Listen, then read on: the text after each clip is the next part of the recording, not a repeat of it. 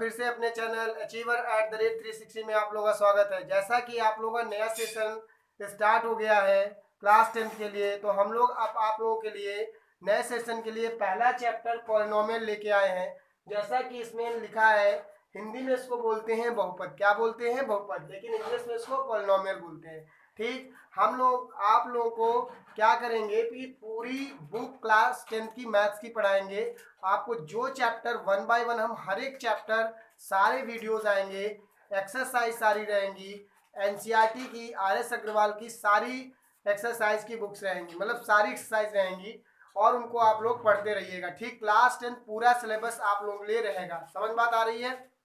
ठीक है, तो पहला चैप्टर पार्ट 1 आपका आता है पॉलिनोमियल, मतलब सेकंड चैप्टर है। हम आपको पॉलिनोमियल से स्टार्ट करते हैं।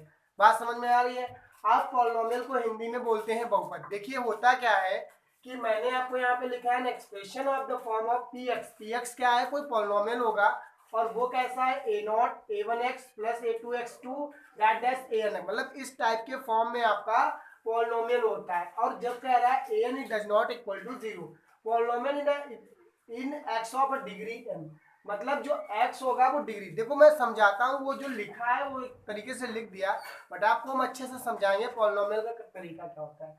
देखिए पॉलिनोमियल में क्या होता है, जो आपका ये x लिखा है ना, तो x का जो x की जो पावर होगी ना, x की जो पावर होगी वो याद रखना है तुम्हें, नॉन निगेटिव नंबर होगी।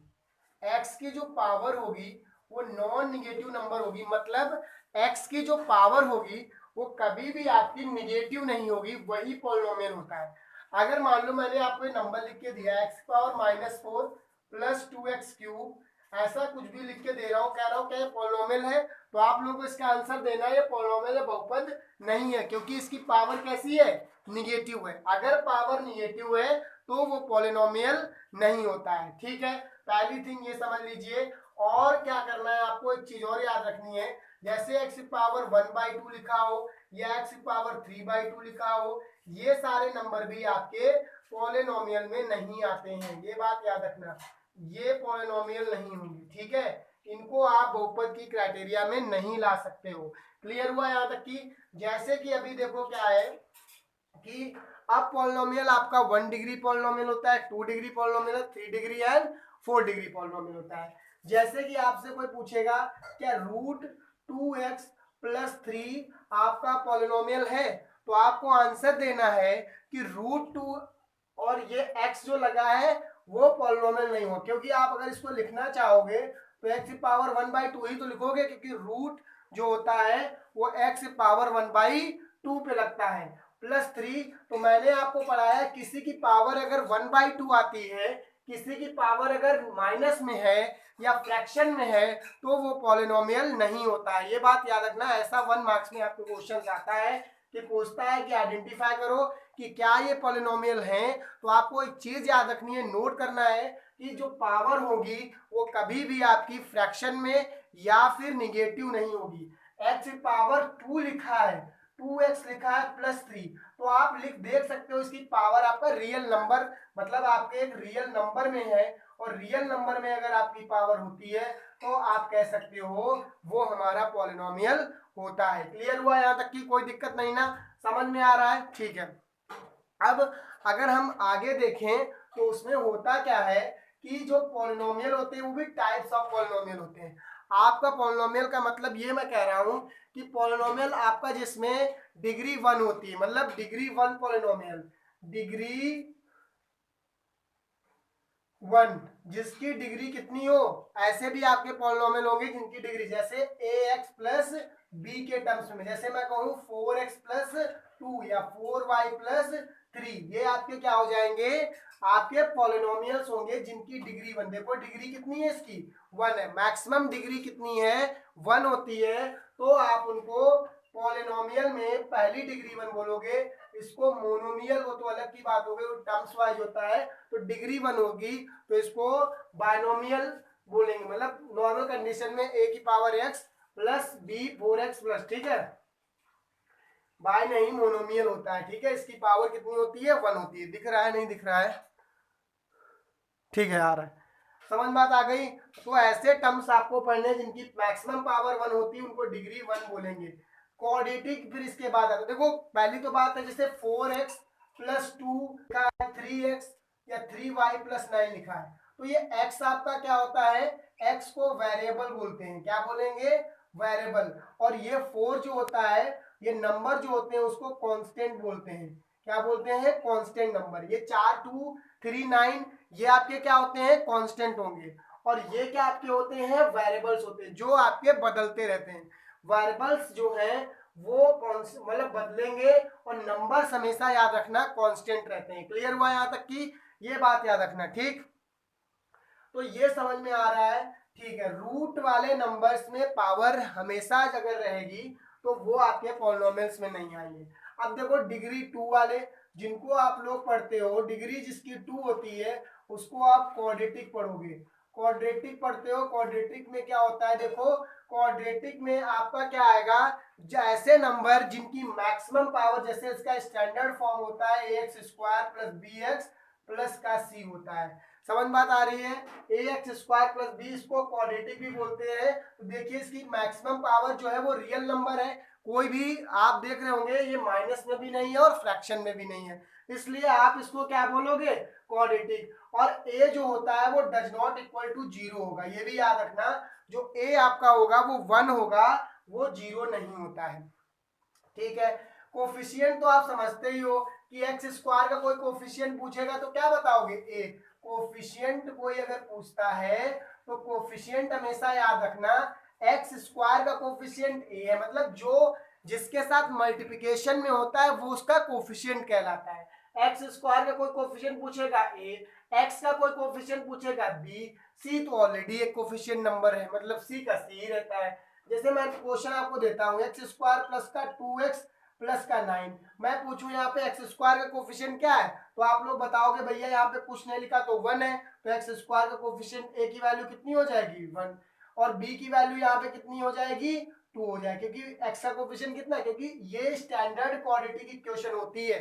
समझ बात आ रही है, ये स्टैंडर्ड क्वाड्रेटिक इक्वेशन होती है जिसको आप x square plus b x plus c याद रख लेना है कि a x square plus b plus x plus c is the standard form of the quadratic equation. Clear हुआ ना सबको, यहां तक कोई दिक्कत नहीं ना। क्वाड्रेटिक हो गया, जिसकी डिग्री कितनी मैंने लिखी है, जिसकी डिग्री 2 हो उसको आप क्वाड्रेटिक इक्वेशन बोलते हो। क्वाड्रेटिक में हिंदी में बोलते हैं द्विघात समीकरण, कितनी, द्विघात समीकरण। बात समझ में आ रही है, ठीक है। अब नेक्स्ट में देखो, डिग्री जिसकी 3 होती है उसको क्यूबिक इक्वेशन बोलते हैं, क्या बोलते हैं, क्यूबिक। मतलब डिग्री जिसकी कितनी डिग्री हो जाए, 3 डिग्री हो जाए, उसको आप लोग बोलोगे क्यूबिक इक्वेशन। सॉरी, डिग्री जिसकी 3 होगी उसको आप लोग बोलोगे क्यूबिक इक्वेशन। बात समझ में आ रही, कैसे, देखो a x cube plus b x square plus c x plus का डी, ये आपका क्यूबिक इक्वेशन का फॉर्म होता है। तो यहाँ पे भी देखो, जो इसकी पावर है, वो जो पावर होती है वो हमेशा रियल नंबर में है, नहीं है, रियल नंबर में है, पहली थिंग ये है। सेकेंड थिंग ये देखो, क्या इसकी पावर निगेटिव में मैंने लिखी है, तो नहीं लिखी है।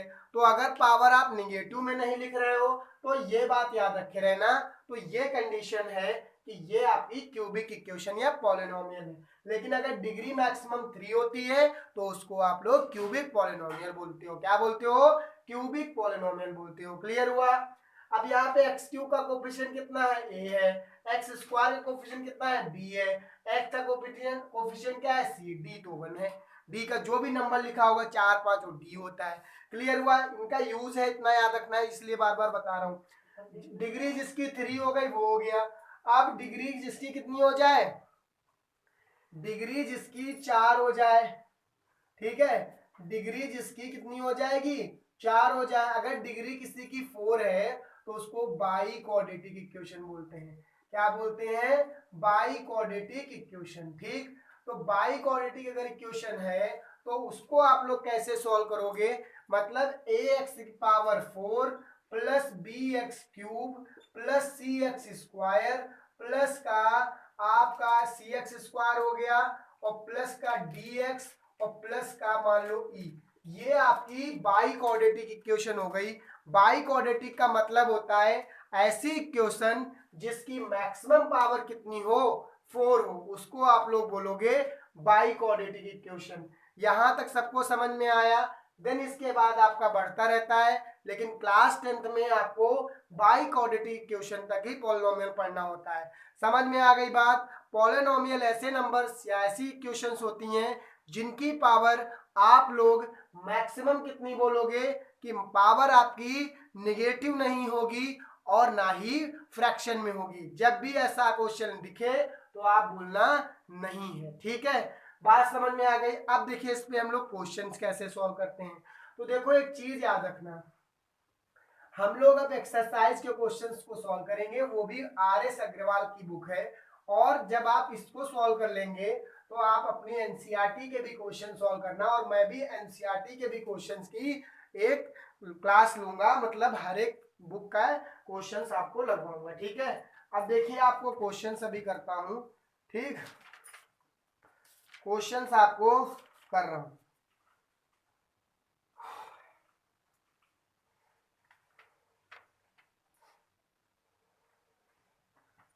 ठीक है, क्वेश्चन देखो, पहले करने से पहले एक चीज बताता हूँ। जैसे क्वाड्रेटिक मेन है, मतलब हम इसमें पॉलिनोमियल में पहला क्वाड्रेटिक इक्वेशंस के बारे में पढ़ेंगे। तो क्वाड्रेटिक इक्वेशन को बताने के लिए आपको फॉर्मूले कुछ बताऊंगा, उनको जरूर कॉपी पे नोट करना है और लिखना है। क्वाड्रेटिक इक्वेशन अगर आपको मैं बताता हूँ, क्वाड्रेटिक इक्वेशन अगर है, और क्वाड्रेटिक इक्वेशन अगर है, तो मैंने आपको क्वाड्रेटिक इक्वेशन का स्टैंडर्ड फॉर्म बताया है। क्या बताया है?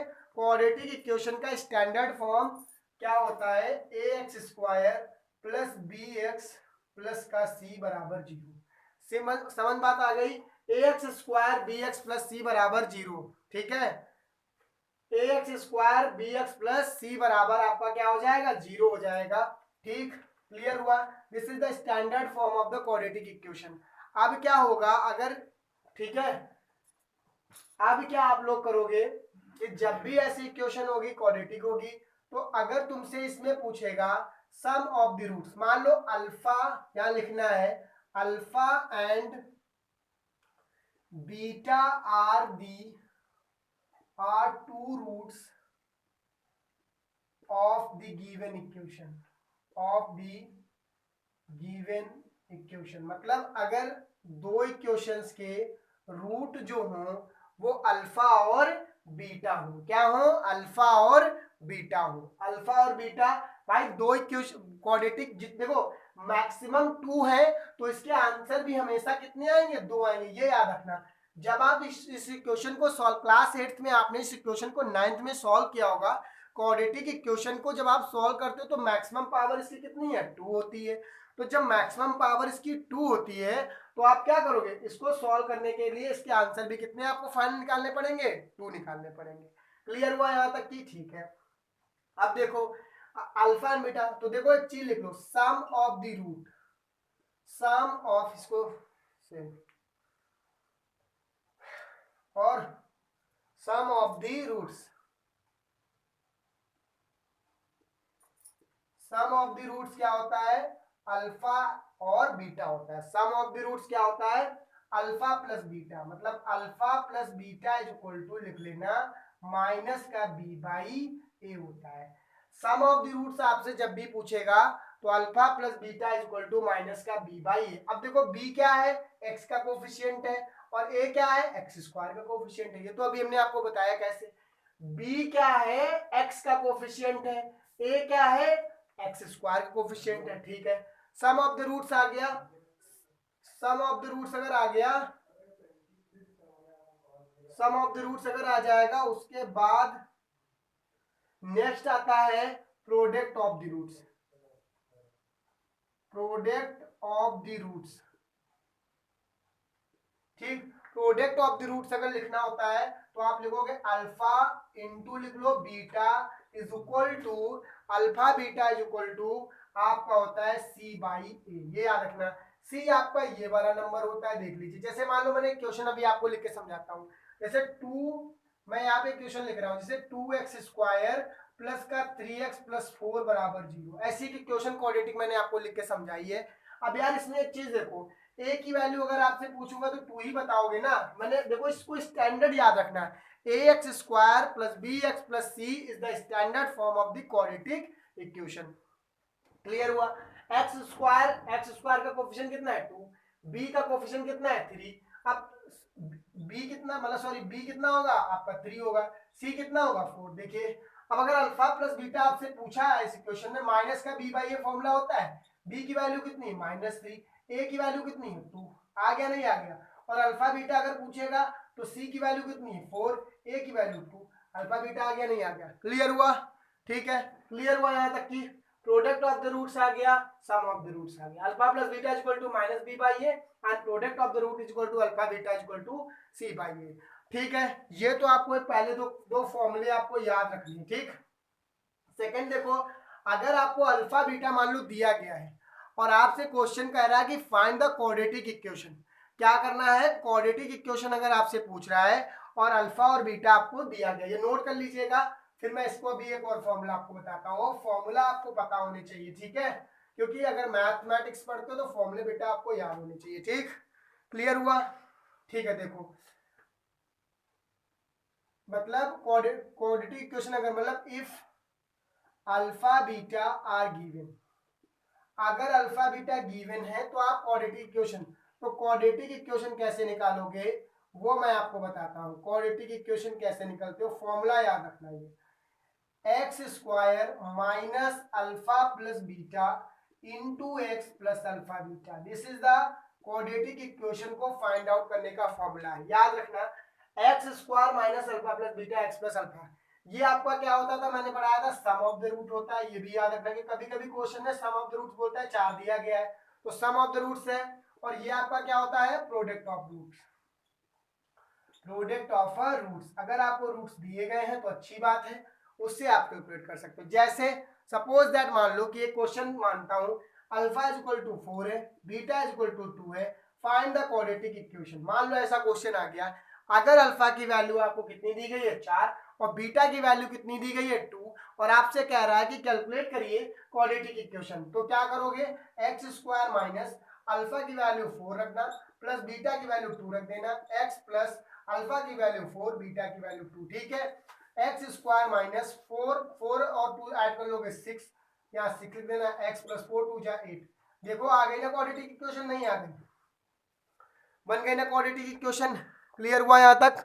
ठीक है, यहाँ तक समझ सबको आ गया क्वाड्रेटिक, ये आपका क्वाड्रेटिक इक्वेशन को बताने का मेरा मेन फॉर्मूले बताने का मेथड यही है कि बेसिक जब तक आपको क्लियर नहीं है क्वेश्चन आप सॉल्व नहीं कर सकते। ठीक है, तो बेटा ये सारी चीजें आप जितना मैंने इसमें अभी तक पढ़ाया है उसको आप जरूर देखोगे, तब जाके आप अच्छे से क्वेश्चन को सॉल्व कर पाओगे। ठीक है, मैं आपसे ये प्रॉमिस करता हूँ क्लास 10th का एक एक चैप्टर में आपको एक एक थ्योरम जहाँ की भी है सारी चीजें पढ़ाऊंगा। ठीक है, पूरी RS अग्रवाल और NCERT मैं यूट्यूब पे आपके लिए लेके आऊंगा। ठीक, लेकिन आप लोगों को क्या करना है, पढ़ना है और हमारे इस वीडियो को शेयर भी करते रहना है और IPL मैच देख के एंजॉय भी करते रहना है। ठीक है, देख रहे हो ना, हम वही IPL ही मैच देख ले रहा हूँ बार बार, तभी डिस्टर्ब हो जा रहा है माइंड। ठीक है, लेकिन पढ़ा रहा हूँ तुमको, बात समझ, तुम सोच रहे होगे कि सर बार बार उधर क्या देख ले रहे हैं। ठीक है, तो हम क्या कर रहे हैं, उधर मेरा माइंड थोड़ा मैच चल रहा है तो उधर साइड में हो जा रहा है। ठीक है, डिस्टर्बेंस हो जा रहा है,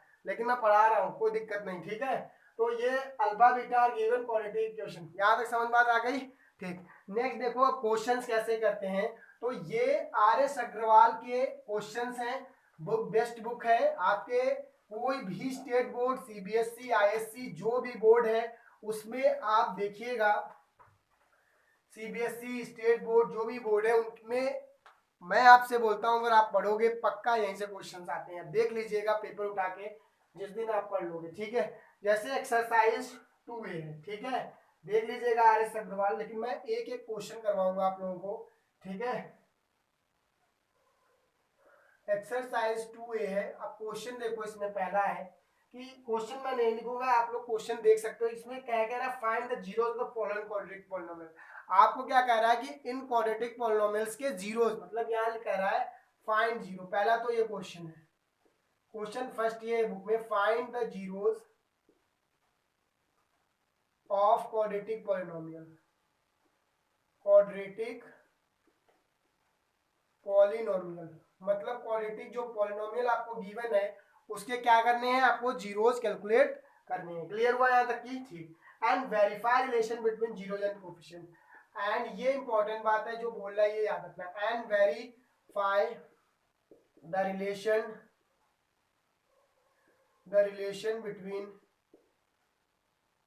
between zeros and coefficient, zeros and coefficient. अभी मैं इसका मतलब आपको समझाता हूँ। पहले तो आपको एक क्वेश्चन यहाँ पे लिखता हूँ, फिर आपको एक्स स्क्वायर प्लस का 7x प्लस का 12, ठीक है, पहला क्वेश्चन ये है। दूसरा इसी का क्वेश्चन है x square minus 2x minus 8, ठीक है। पहले तो हमें इन क्वेश्चंस के फैक्टर करने आने चाहिए बेटा, क्योंकि अगर आपको फैक्टर करने नहीं आते हैं तो फिर आपको दिक्कत हो जाएगा। क्या हो जाएगा?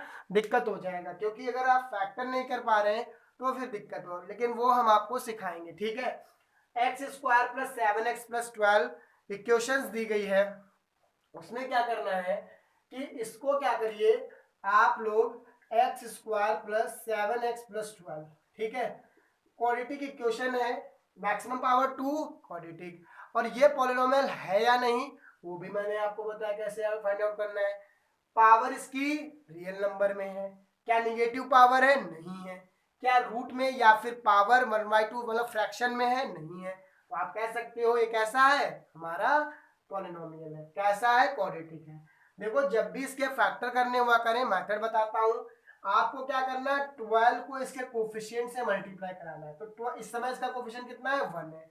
तो आप क्या करोगे, 12 से मल्टीप्लाई करा दिया, ठीक। फिर आप इसको देखिए, 12 मतलब मुझसे ये कह रहा है कि ऐड करो या सब्ट्रैक्ट, नंबर आना चाहिए 7 और मल्टीप्लाई करो, वही नंबर कितना आ जाए? 12। मतलब ऐड करो या सब्ट्रैक्ट करो, वो नंबर आए 7 और मल्टीप्लाई कराओ, वही नंबर आए 12। ये नंबर कह रहा है ऐड करने पे आपका 7 आना चाहिए और मल्टीप्लाई अगर आप किसी का कराओ उन्हीं नंबर का तो आपका 12 आना चाहिए। जैसे 12 के आप फैक्टर कर लिया करिए जब भी, अगर भाई 12 को 1 से मल्टीप्लाई करें तो 12 ही तो आएगा। 2 6 जा 12, 2 3 जा और 3 1 जा हो जाएगा। क्लियर हुआ?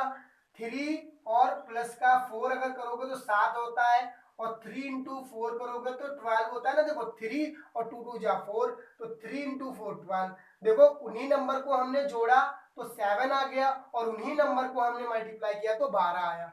बात समझ में आ गई? तो ठीक है। अब देखो क्या करोगे, एक्स स्क्वायर प्लस का यहाँ पे क्या हो जाएगा आपका 3 प्लस 4, यहाँ पे x प्लस 12 बराबर 0। एक्स स्क्वायर प्लस का यहाँ पे 7 हो गया, x प्लस 12 बराबर 0। एक्स स्क्वायर प्लस का 7, सॉरी तो फिर वही कंडीशन बन जाएगी, ठीक है, ऐसा नहीं करना है। एक्स स्क्वायर क्योंकि यही करना अगर होता तो फिर फैक्ट, इसको ब्रैकेट ओपन करोगे 3x और प्लस का 4x प्लस का 12 बराबर 0। यहाँ और यहाँ में क्या कॉमन ले सकते हो, x कॉमन ले सकते हो तो x प्लस 3 हो जाएगा, प्लस यहाँ 4 कॉमन लोगे तो x प्लस 3 हो जाएगा। देखो जब भी आप फैक्टर कर रहे हो अगर ये चीज आपकी कॉमन ना आ रही है, सेम आ रही है, तो समझ लीजिएगा आप फैक्टराइजेशन एकदम सही कर रहे हो, ठीक। तो देखो एक बार x प्लस 3 नोट कर लेना और एक बार x प्लस 4 नोट कर लेना। यहां तक क्लियर हुआ ये बात? अब देखो x प्लस 3 बराबर अगर 0 करोगे तो x की वैल्यू कितनी है, -3, और एक x की वैल्यू कितनी आ जाएगी, -4। ये आपके इसके सोल्यूशन हो जाएंगे x square plus 7x plus 12 equation के। समझ में आ रही बात यहाँ तक की? कोई दिक्कत नहीं ना? ठीक है, यहाँ तक कोई दिक्कत अगर हो तो बताओ। ऐसे ही आपको फैक्टर करना है। देखो हमने फिर आपको बता रहा हूँ एक्स स्क्वायर 7x प्लस 12, आपको क्या करना है, इसके फैक्टर करने हैं। फैक्टर है, इसको 12 को 1 से मल्टीप्लाई कराना है, इसको आप फैक्टर ऐड करो सब्ट्रैक्ट करो, नंबर आए 7, मल्टीप्लाई करो वही नंबर 12 आ जाए, जोड़ के मल्टीप्लाई करा दीजिए, फैक्टर निकाल लीजिए। क्लियर हुआ? सेकंड भी क्वेश्चन करके बताऊंगा, लेकिन उसने क्वेश्चन हमसे relationship between zeros and coefficient ये भी कर देता हूँ क्योंकि इसमें करना है हमको।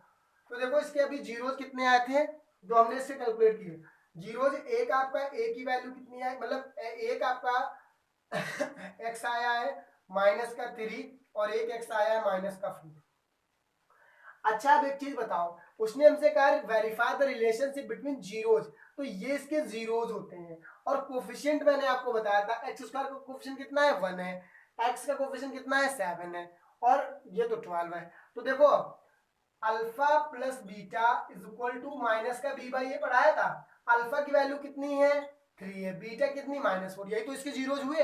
अल्फा की वैल्यू -3 रख दीजिए, बीटा की वैल्यू कितनी है आपकी -4 रख दो, और ये फॉर्मूला होता है minus b by a. B की वैल्यू कितनी है 7 है, यहाँ फॉर्मूला माइनस माइनस ए कितना है देखो 1 रख दिया, 1 कितना आया -3 -4 is equal to -7, -7 is equal to कितना आ गया -7 लिख लीजिए। क्लियर हुआ नहीं क्लियर हुआ? -7 बराबर -7 आया नहीं आया, वेरीफाई हुआ पहला। दूसरा देखो प्रोडक्ट वाला कर लेते हैं, alpha beta is equal to c by a होता था। अल्फा की वैल्यू कितनी तुमको क्वेश्चन में दी गई है -3, बीटा भी कितना है -4 इज इक्वल टू सी की वैल्यू देखो कितनी है 12 दी गई है, 12 रख दीजिए, और ए कितना है आपका, ए की वैल्यू 1 हो जाएगी। बात समझ में आ गई? ठीक, तो माइनस माइनस प्लस 3 4 जा 12 हो जाएगा इज इक्वल टू 12 आ गया दोनों तरफ देखो बराबर। यही ये कह रहा है क्वेश्चन कि verify the relation between zeros and coefficient. समझ में आया बात? नेक्स्ट पार्ट लेके आएंगे, अगले पार्ट में क्वेश्चंस कराएंगे। ये आपका इंट्रोडक्शन क्लास था, तो इसको जरूर देखिएगा। उसके बाद हम पॉलिनोमियल का पार्ट 2 लेके आएंगे। अच्छे से पढ़ते रहिए, चैनल को शेयर और सब्सक्राइब करते रहिए। आप लोगों की सपोर्ट की बहुत जरूरत है, जितना हो सके आप अपने दोस्तों को सबको भेजते रहिए। नया सेशन आपका स्टार्ट हुआ है, ऐसे ही आपका फिजिक्स में रहेगा, केमिस्ट्री में रहेगा, सब में आपकी क्लासेस रहेंगे, बट आप लोग अपने दोस्तों को सबको शेयर करते रहिए। Okay bye.